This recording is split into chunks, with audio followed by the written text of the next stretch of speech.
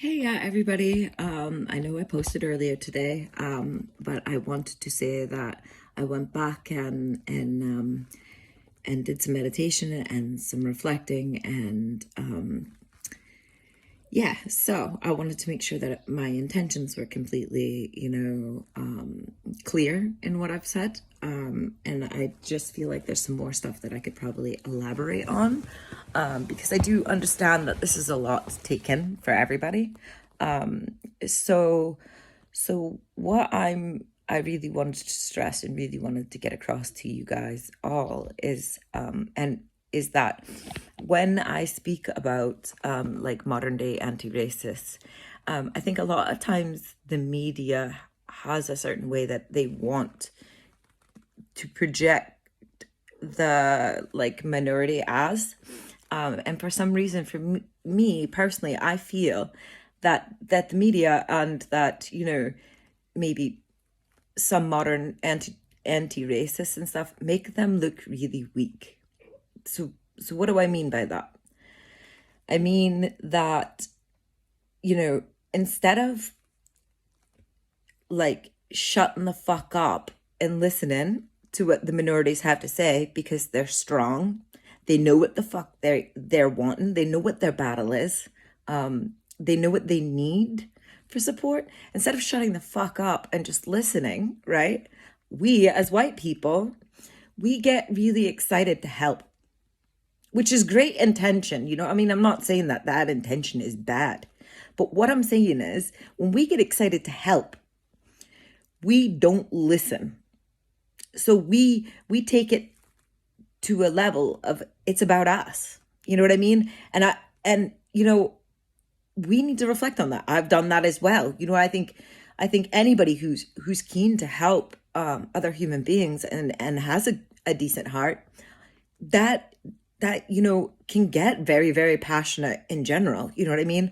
But the thing is, if we don't wind our fucking neck in, right, and listen to the members of these communities and what they actually fucking care about and what they actually fucking need, then we're not going to get any better in 10 years, in 50 years, in a fucking 100 years. You know what I mean? I also want to point out that racism doesn't just exist in solid white homes, right? Sorry, that's my whore cat. She's dying to get her hole, so she's out here moaning. And yes, I do know I need to get her neutered, but right now she's staying inside until that happens. So she's upset, but you know what? I already had words with her whore cat, and I told her I'm not raising any more of her fucking little bastard children. And if she keeps having these babies, that I have to keep finding them fucking homes, that I'm gonna call Child Protective Service on her. Yeah, she's bad. Anyways, enough about my whore cat. I think we really do. We need to wind our neck in. We need to listen. We need to support. You know what I mean? We're not me personally. Sometimes I get asked like why I'm not putting up these things on Facebook. And it's like I wait for my Black friends to lead. They're strong, and they are fucking incredible leaders. So I look towards my friends of color, and I wait for what they need from me. And yeah, maybe I'm quiet. Maybe I seem quiet a lot on the internet about this sort of shit. But let me tell you, I think about it every single second of every single fucking minute of every single, whatever. So but I also wait, and I don't get, what I mean, over excited where I make this about me. You know what I mean? Like, that's not going to be fucking helpful. Like, they need white allies that fucking listen. You know what I mean? So yeah, so just shut the fuck up and do that. You know what I mean? Like, what the fuck?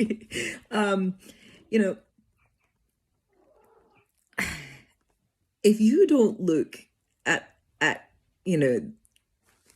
brown skin or yellow skin or whatever, I mean, if you don't look at that as an immediate flag of survival, then you're looking at humans wrong. You know what I mean?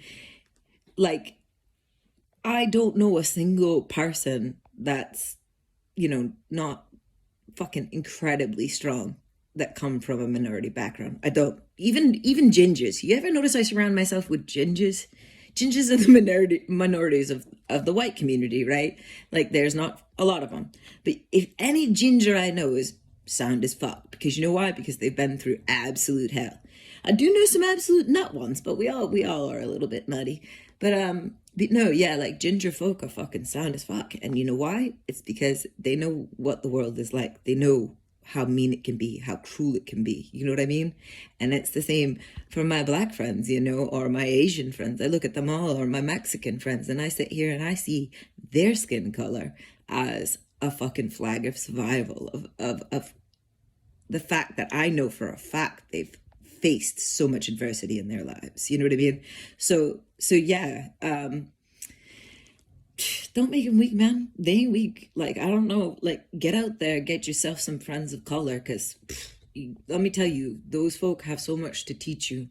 And I don't know, hopefully, they learn a bit from me as well. Like, I hope I can give back to, you know what I mean? Because that's important to me as well.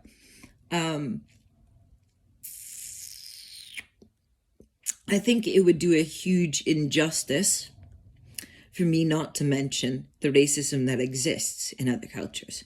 And see, when you're around other cultures a lot, you are privileged to see things from a different light. Because if you never surround yourself with minorities and with different folk, then you don't really get to see it,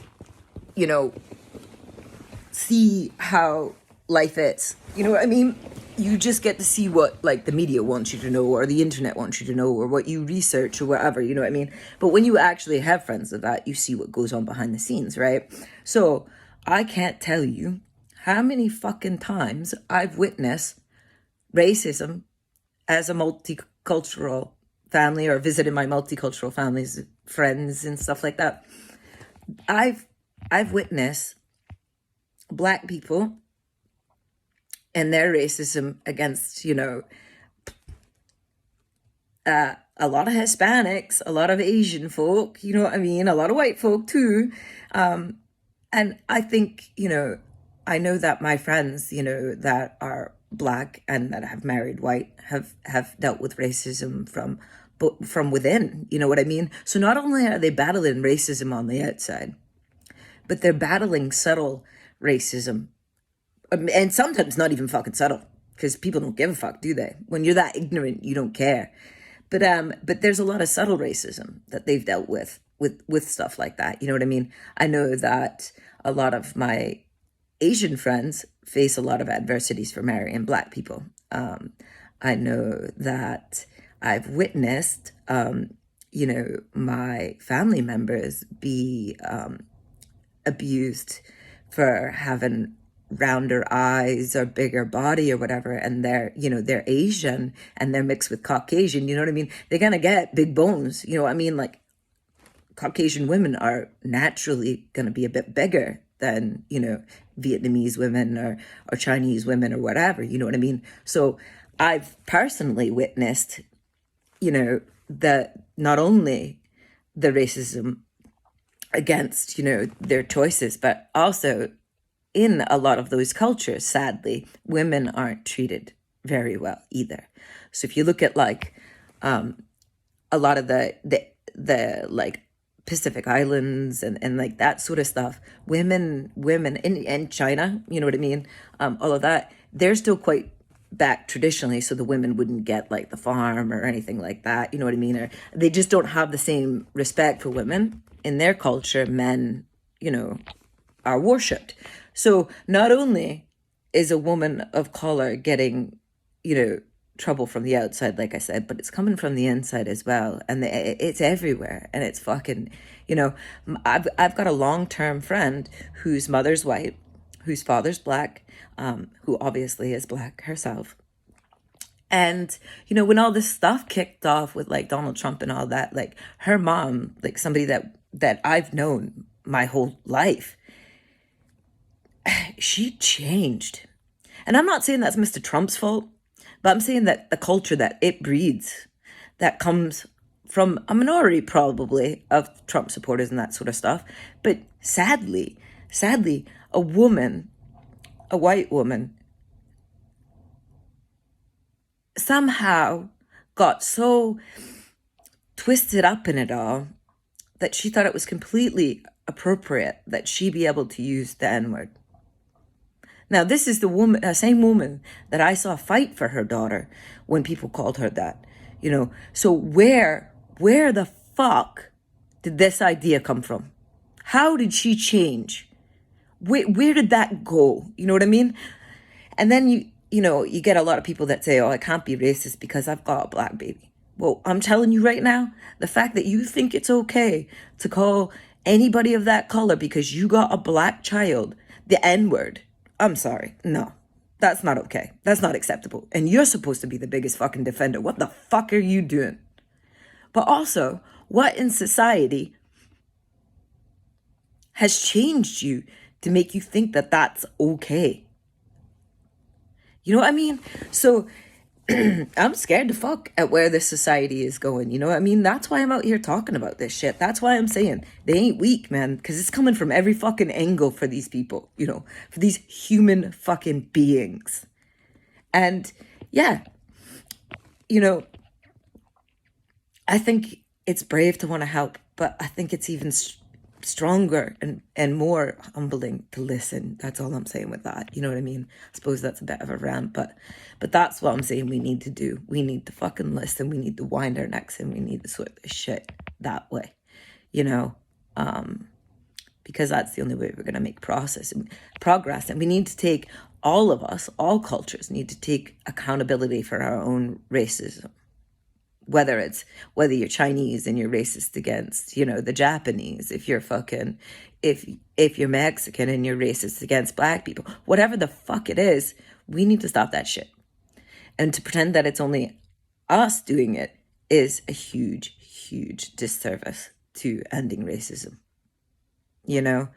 and that's my thoughts on that, I suppose. Are my kids perfect? Do I think my kids are perfect? No. I don't. I think my kids make mistakes. I think I make mistakes. I think there's been times in my life I know I fucked it up. Do you know what I mean? I know I didn't do it right. But the thing is, I sit back and I reflect on that shit and I grow. And I call my trusted members of any, cultural background, and I speak to them and I say, this is how I've handled this situation. Did I fuck it up? Where am I going with this? And is this going to be helpful to you at all? You know what I mean? And usually they sort me the fuck out. If I need my shit sorted, I call my angry black friends, because ain't nobody going to tell you the truth and love you the way your angry black friend loves you. That's the goddamn truth. You ain't got an angry black friend, you're fucking doing it wrong, man. Because those motherfuckers will hold you accountable. Ain't nobody gonna be gentle about it either. And you know what? Good for them. I'm fucking proud of them. And I learn from them too. Everybody is a lesson or a blessing. So yeah.